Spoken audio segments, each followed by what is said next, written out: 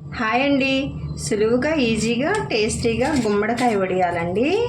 అవి ఎలా సులువుగా పెట్టుకోవాలో ఎలా తయారు చేసుకోవాలో చూపిస్తా అండి. ముందుగా ఈ స్క్రబ్బర్ తీసుకొని ఒక చిన్న సైజు బూడిద గుమ్మడికాయ తీసుకున్నా అండి. స్క్రబ్బర్తో ఈ బూడిదంతా పోయే విధంగా ఇట్లా రుద్దుకుంటే ఇట్లా పోయిద్దండి. మొత్తం రుద్దేసుకోవాలండి. ఇట్లాగా నేను రుద్దాక చూపిస్తా అండి. ఇట్లా మొత్తం క్లీన్ చేసేసుకున్నామండి.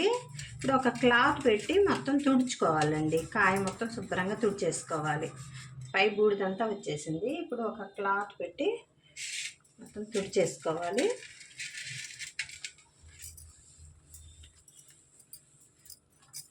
చక్కగా నీట్గా వచ్చేసిందండి. ఇది దీన్ని సన్న ముక్కలుగా కట్ చేసుకోవాలండి. కట్ చేసుకున్నాక చూపిస్తానండి. ఇలా సన్నగా కట్ చేసేసుకోవాలండి. ముక్కలు ముక్కలుగా కట్ చేసుకోవాలి. ఈ గింజలు తీసేయకూడదండి, కండ కూడా తీసేయకూడదు. చక్కగా అన్నీ కలిపి చక్కగా ఇట్లా సన్న ముక్కల కింద తీసేసుకోవాలి. తర్వాత వీటన్నిటిని ఒక పల్చటి క్లాత్లో పెట్టేసి అందులో వేసుకొని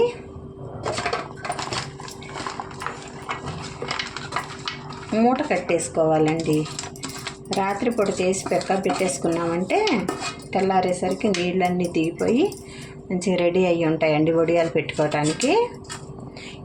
ఇలా పెట్టేసుకొని ఈ చిల్లులు దాంట్లో పెట్టేసుకొని మూట కట్టేసుకోవాలి ఇట్లా గట్టిగా. అప్పుడు ఇందులో ఉన్న నీరంతా, ఈ గుమ్మడికాయలో నీరు శాతం ఎక్కువ ఉంటుందండి, నీరంతా కూడా దిగిపోయిద్ది.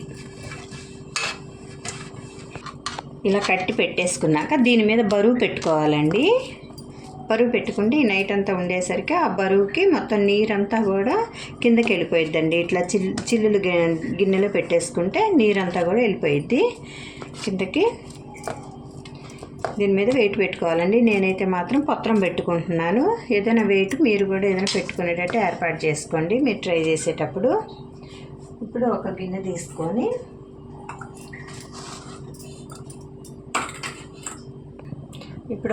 తీసుకొని ఈ గ్లాసుడు మినప్పప్పు అండి నానబెట్టుకోవాలి.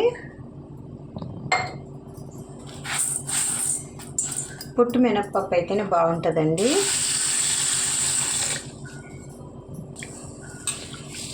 ఇలా ఒకసారి కడిగేసుకొని నీళ్లు పోసుకొని నానబెట్టుకోవాలండి. ఈ రాత్రంతా బాగా నానిపోయింది మినప్పప్పు. ఈ పొట్టు మినపప్పే మంచిదండి.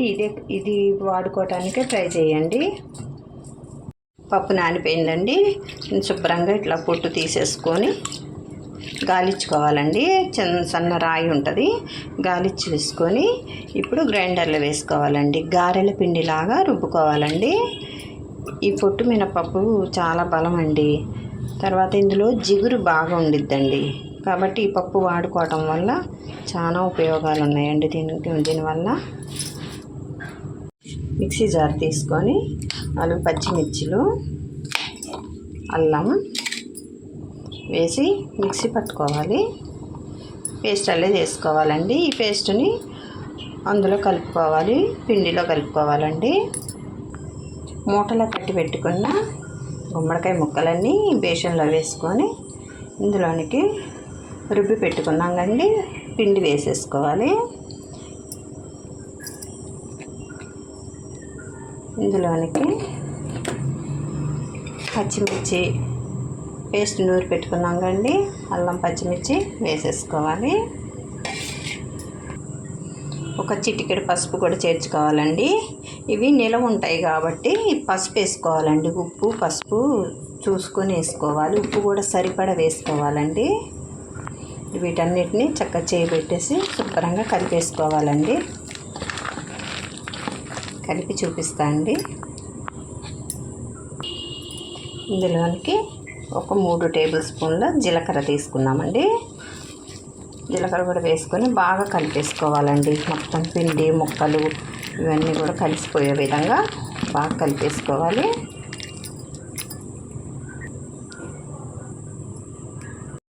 ఇందులోనికి ఉప్పు చేర్చుకోవాలండి. రుచికి సరిపడా. ఉప్పు ఎక్కువ వేసుకోకూడదండి. వడియాలు ఎండే కొద్దీ ఉప్పగా అయిపోతాయి. చూసుకొని ఎంత కావాలో అంత సరిపడా వేసుకోవాలండి. పిండి రెడీ చేసుకున్నాకండి ఇట్లా ఒక ప్లాస్టిక్ కవర్ తీసుకొని ఆ కవర్లో ఇలా చేసుకొని పెట్టేసుకోవాలండి వడియాలు.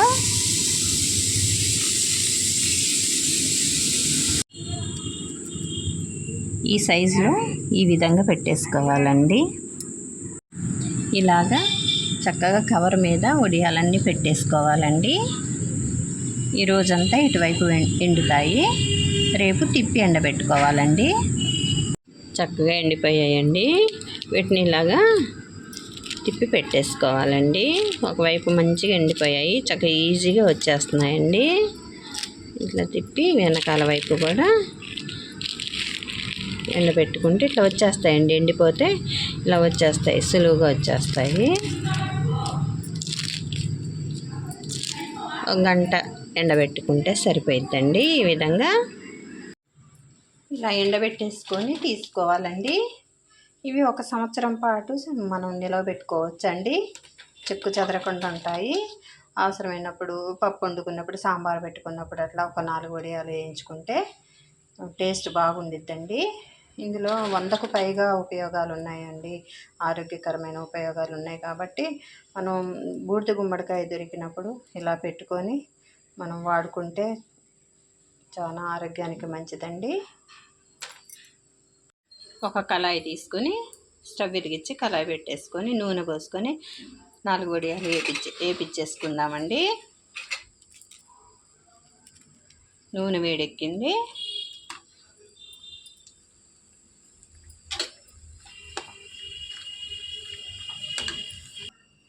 రెడీ అయిపోయాయండి గుమ్మడికాయ వడియాలు.